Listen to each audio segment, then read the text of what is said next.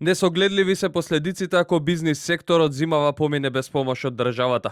Председателот на Сојузот на стопански комори Трајан Ангеловски во интервју за телевизија 24 предупредува дека сите мора да допринесат за да се намали потрошувачката на електрична енергија, а со цел да се амортизираат високите сметки на струја.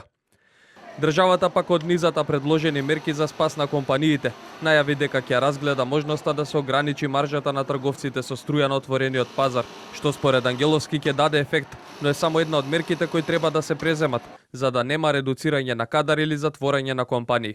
Дури Европската комисија размислува на некој начин да ги ограничи цените, се со цел да некако ја стави под контрола овој берзански хаос со цените на електричната енергија и на енергентите, така да и ние очекуваме од нашата македонска влада одредени мерки кои ќе бидат во овој правец да на некој начин се контролира цената колку што е можно повеќе. Владата денеска на седница разговараше за уште еден од предлозите на коморите. Измени во законот кои би ги поедноставиле процедурите за поставување на фотоволтаици, а кои сега значат над 80 документи кои треба да се поднесат во институциите. Процедурата која е денеска усвоена на влада предвидува фотонапонските електроцентрали да можат да бидат поставени на објекти во индивидуална собственост до 6 киловати и од страна на сите субјекти потрошувачи, односно на правни субјекти, до 40 киловати.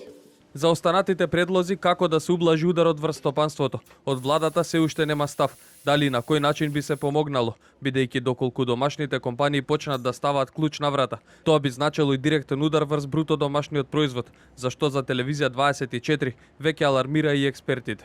Критични се месеците ноември, декември, јануари и февруари. Значи, оние зимските месеци се покритични, мислам. Они се најкритични ако тоа се преживее.